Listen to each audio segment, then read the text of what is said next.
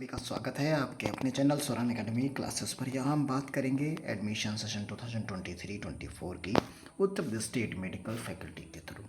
तो यहाँ पर एक नोटिफिकेशन जारी किया गया है मोस्ट इम्पॉर्टेंट करके। तो आइए उस नोटिफिकेशन को देखते हैं और कौन कौन से डॉक्यूमेंट्स उसमें बताए गए हैं उसके बारे में भी समझते हैं।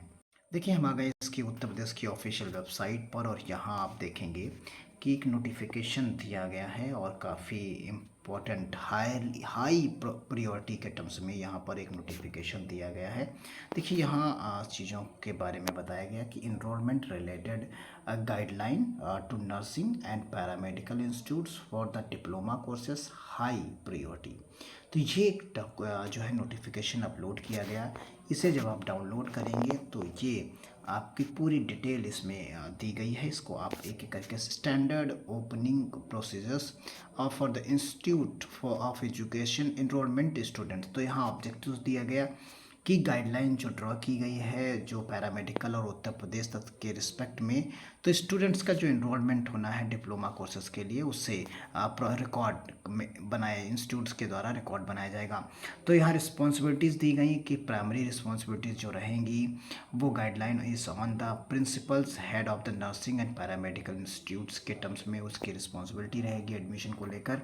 स्टैंडर्ड ओपन, तो यहाँ आप देख सकते हैं ये रिस्पॉन्सिबिलिटी रहेगी वहाँ के हेड और वहाँ के प्रिंसिपल की जिसमें आप एडमिशन लेना चाहते हैं, चाहे वो नर्सिंग का हो यानी जेएनएम एएनएम का हो। ये प्राइवेट के लिए बात की जा रही है, आप समझिए।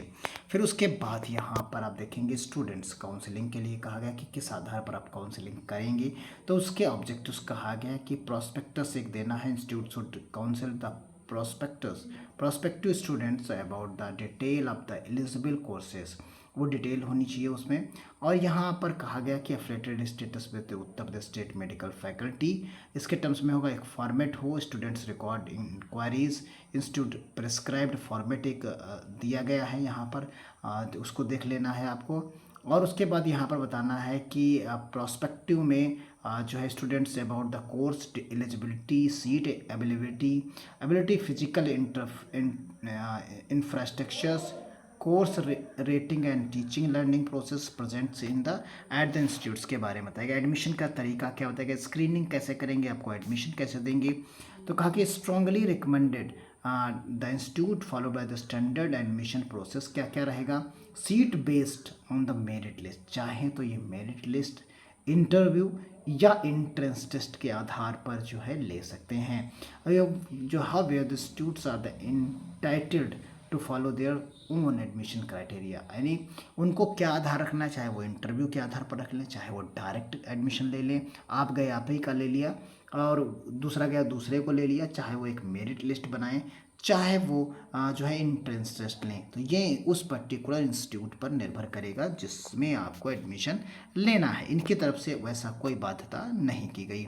Direct upload the students enrollment information on Uttar Pradesh state medical faculty online portal पर। जो जो बच्चा एडमिशन लेता जाएगा उसकी डिटेल जो है Uttar Pradesh state medical faculty की पोर्टल पर उन्हें अपडेट करते रहना होगा। As when the students are accepted by the institutes. तो ये चीज़ें जो हैं, और ये कब तक रहेगा, लास्ट डेट इसकी क्या रहे, कब तक ये इनरोलमेंट को जो है अपडेट कर पाएंगे। तो ये academic year 2023-24 the last date of the admissions 30 सितंबर 2023 beyond which no enrollment should be accepted by the institutes. तो ये इस तारीख के बाद कोई भी इंस्टीट्यूट जो है नहीं लेगा, एडमिशन नहीं लेना है उसे।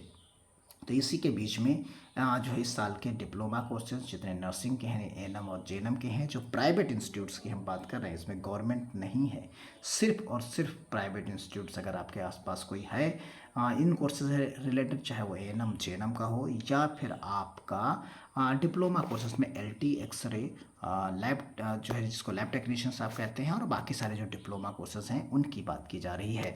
तो यहाँ पर आपने देखा। फिर maintenance of the students record को मेंटेन करना है, डॉक्यूमेंट वेरिफिकेशन उनकी करनी है, कौन कौन से डॉक्यूमेंट्स हों, आईडी प्रूफ हो, verifying the marksheets of the students, ensure minimum marks उनके हैं कि नहीं हैं जो नॉर्म्स के अकॉर्डिंग होते हैं, एज क्राइटेरिया फुलफिल कर रहे हैं कि नहीं कर रहे हैं, checking that 10+2 examinations is from the recognised board, यानी मान्यता प्राप्त और उससे अधिकृत विद्यालय से इन्होंने इंटर किया है कि नहीं किया है।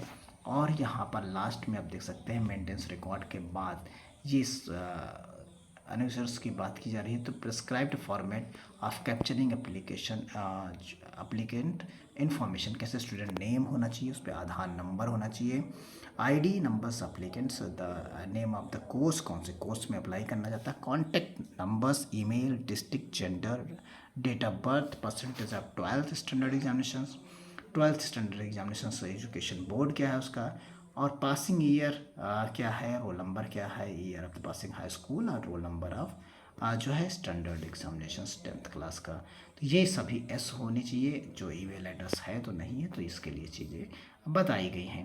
यानी documents to be uploaded, scan coloured copies of the original marksheets and original certificates that of the 10th for 10th and 12th standard exams, यानी हाई स्कूल और इंटर की मार्कशीट्स को जो है अपलोड किया जाएगा। तो ये इन्फॉर्मेशन यहाँ पर इस पर्टिकुलर में दी गई है। तो उम्मीद करते हैं आप आसानी से चीज़ों को समझ गए होंगे। जो प्राइवेट इंस्टीट्यूट्स हैं उन्हें आप में जाकर कंफर्म करिए, बात करिए। अगर आपको एडमिशन लेना है एएनएम, जेएनएम या आपका जो डिप्लोमा कोर्सेज है पैरामेडिकल का, तो उसमें। तो मिलते हैं अगली अपडेट के साथ। गवर्नमेंट के फ़िलहाल आएंगे, ये प्राइवेट के लिए बात थी, तो गवर्नमेंट के जैसे ही आएंगे हम आपको इन्फॉर्म करेंगे। तब तक के लिए धन्यवाद। जय हिंद, जय